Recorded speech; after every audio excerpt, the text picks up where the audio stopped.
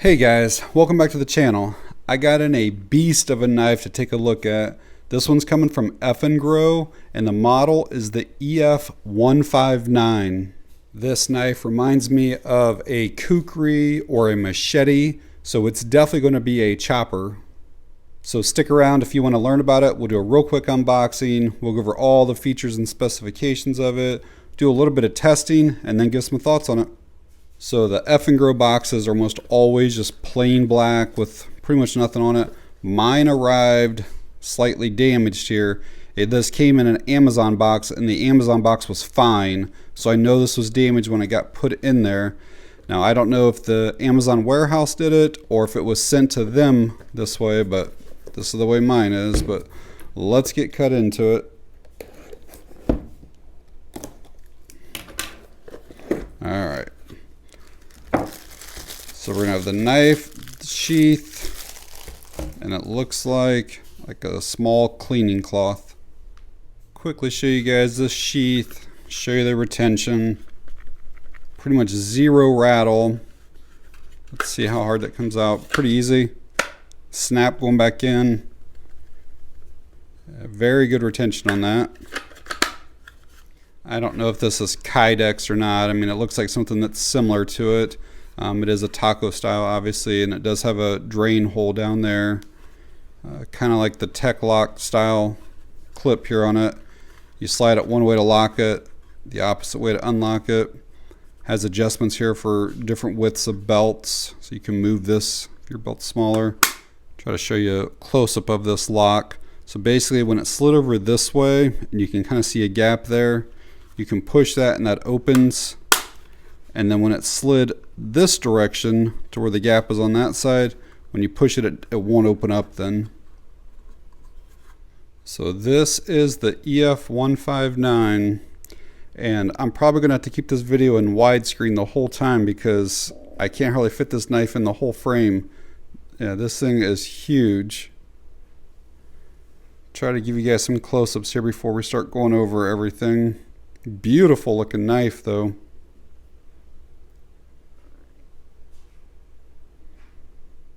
This knife has an overall length of 14.3 inches. The blade length is 8.8 inches, and then the handle length is 5.5 inches. The blade width is right about 2.4 inches at its widest.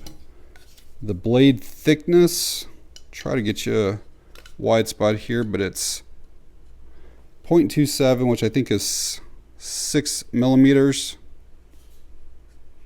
And the handle thickness at its widest spot is about 0.9 inches.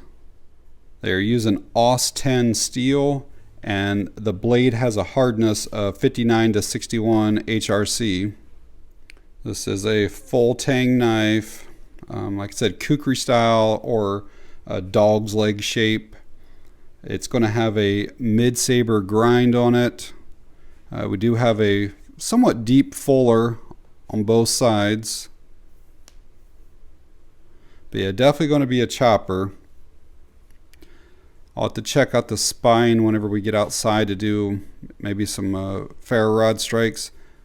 It's not the sharpest edge on that. That's a little bit rounded, so I'm not sure how good that's going to be for striking, but we'll look at that. A little bit of jimping up here.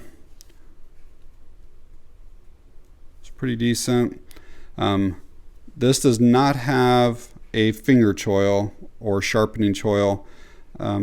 This is kind of more of that traditional Kukri style, and that point right there is fairly sharp, so I probably wouldn't recommend putting your finger on that. We'll have to see. That corner right there is very sharp, so it might be kind of hard to do some of the fine stuff. We'll have to see, because you probably should keep your finger back here. See how heavy that is in a bit. It's going to have micarta handles with some G10 inserts or liners in there. It does have a lanyard hole. It's kind of got these little finger grooves right here.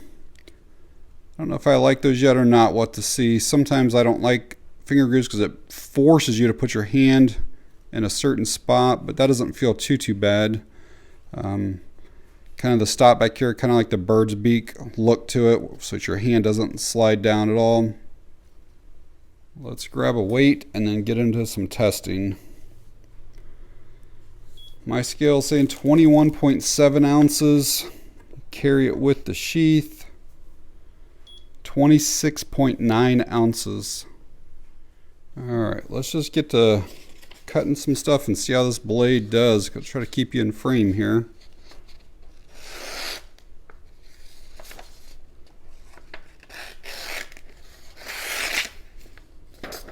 So that could be me. It seems like it did really well through here, but then once it got to that rounded spot, it kind of, yeah, see how it's like kind of stopping? It starts off slicing really well. Try another corner here. It's clean where it's cutting. There we go. That was a lot better. Much better. It's just trying to figure out how to work that edge. Yeah, that's much better. Go to something a little bit thicker. These are like twice the thickness of a regular index card. Not the cleanest cut, not horrible though, but let's see here.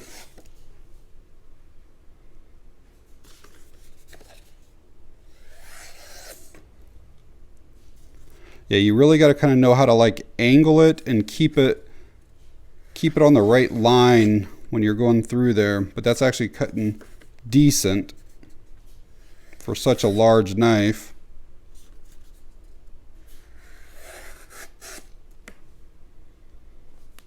See how it does with some corrugated cardboard. Pretty clean. Going through it pretty easily.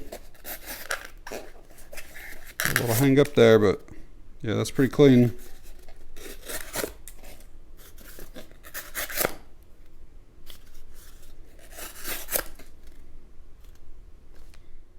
Try to do just some regular rope here next. Yeah, that just went right through it. I really honestly didn't even hardly pull at all. Let's just going through that like it's nothing. Let's try this stuff here. This is that plasticky kind of rope. The stuff that's like actually really hard to like tie into a knot. When I cut this off, I used a carpet knife or razor blade, like utility knife, and it took like 3 pulls to get through it with that, and it's a fairly sharp blade.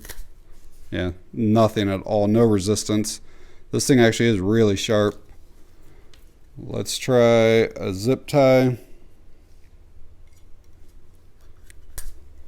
Yep, again, pretty easy for it. And finally inside, I'm going to try this real thick rubber hose. See how much force I got to put on this, and then how many times it might take to get all the way through. Yeah, minimal force, and it went through on one slice.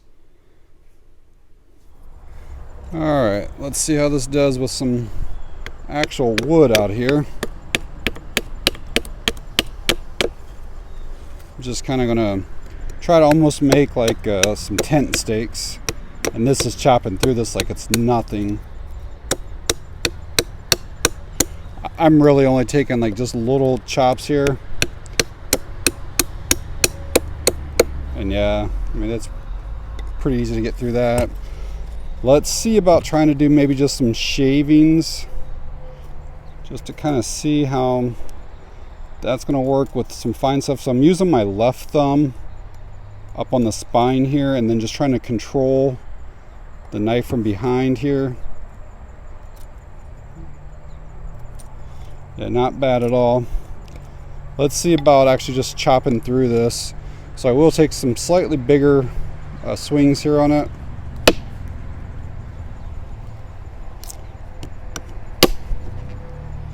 Yeah, that's biting hard in there. So I'm going to come in at an angle instead.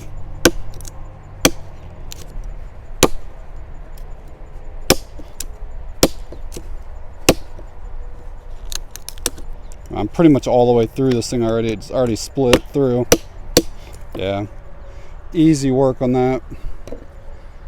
So another way that you can get some kind of like shavings and stuff on your piece of wood is just stick the knife in and then basically just kind of pull this towards you. Just get the right angle and it'll just take the shavings right off.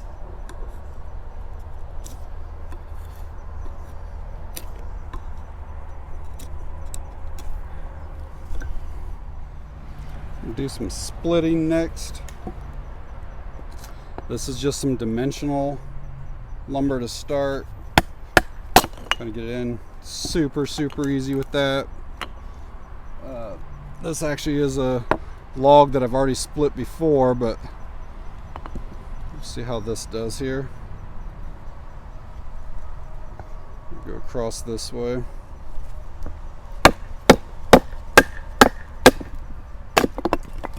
And super easy. Now we'll do a round. Try to get the right angle here. It's be a little bit harder to get started. I'm kind of on a weird angle, but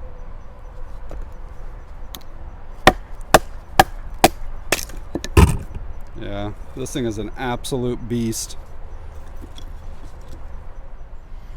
Try to split this one basically while it's flat and see what we can get.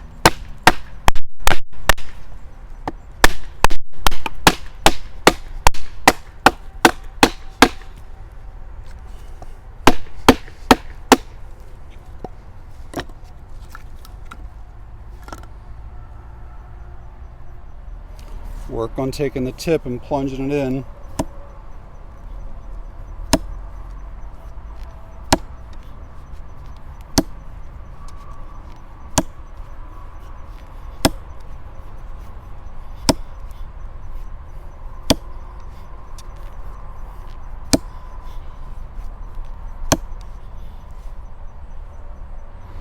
And let's see if we can get any sparks at all off of the spine. No, I'm not getting anything. It's definitely rounded, plus with that coating on there. Let's try back here, kind of where like that jimping is. Yeah, we're getting some there.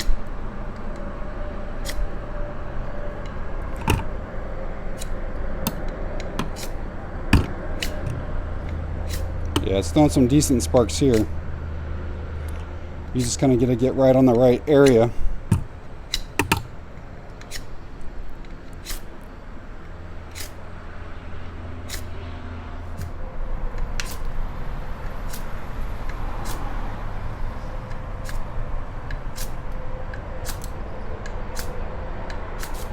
Well, I don't know how that came through on camera, just how effortless that was with pretty much any task that I threw at it. I always try to do the same stuff, whether it's paper or cardboard, cordage, plastics, rubbers, the wood. That way I can kind of get a feel for what each knife is really like. And of the, I don't even know at this point, probably 60, 70 knives that I've tested total, this one outperformed every one with ease. It's a good slicer. It's a great chopper. Even after all the abuse that I put it through, I came back in and just put some alcohol wipes on it and pretty much just cleaned up like new. Couple little marks up here from trying to do the ferro rod and it wouldn't strike in that area. But overall, looks brand new. Edge still looks new. And I do a ton of stuff off camera that you guys don't see. If I showed everything, these videos would be like 40 minutes long. But I chopped through so much stuff and split through a bunch of other wood. And yeah, the blade doesn't show really any wear at all. I really thought because of this long, almost 9-inch blade that it was going to be very like front heavy, but surprisingly it's actually really balanced. I think just because, of the kind of the full Tang and the kind of wider handle, there's a little bit of weight back here too. And yet it is a little bit front heavy, but not like bad. It's very easy to control. And I actually thought that I wouldn't like these grooves and stuff here, but I didn't have any problems at all. I do wear an extra large glove. So if you have smaller hands, you may not like that. But for me, it actually felt pretty good. I didn't find any hot spots. Very ergonomical. You know, they're using that AUS-10 steel. It's a decent steel. It's easy to sharpen. It keeps the edge pretty well, and just overall it's a good like corrosion resistant steel. I like that they include this sheath. Again, the retention on it's excellent. No rattle, no shake, definitely no knife falling out or anything like that. But when you want it, it's kind of like a little like thumb brake right there. It pops right out, no problem at all. Couple things I didn't like. First, mine arrived with a damaged box, and even the inside boxes is damaged there. And again, I don't know if it was Amazon warehouse or if Amazon warehouse received it like that, but either way, I would not send that to a customer like that. And I realize you're not buying the knife for the box, but maybe you're somebody who does like to, you know, store them in there if you have a collection or whatever. So yeah, I just didn't care for that. And then the second thing is, if I could make any changes, is I would definitely square off the spine a little bit more, because you got this whole area here and you cannot strike a ferro rod anywhere on it. And instead I was trying to use like this little spot like right through in here to strike that, and it would just be so much more convenient to be able to use all of that. But overall, I think this is an awesome knife. I think it would probably be practical for camping, maybe if you're into bushcrafting stuff, even out on the farm, like almost anywhere you got to use a machete, this would probably work just as well. SHTF type scenarios, a lot of uses for this knife. So like I said, this knife is available on Amazon. They have it in the black, which I have, and they also have it in green.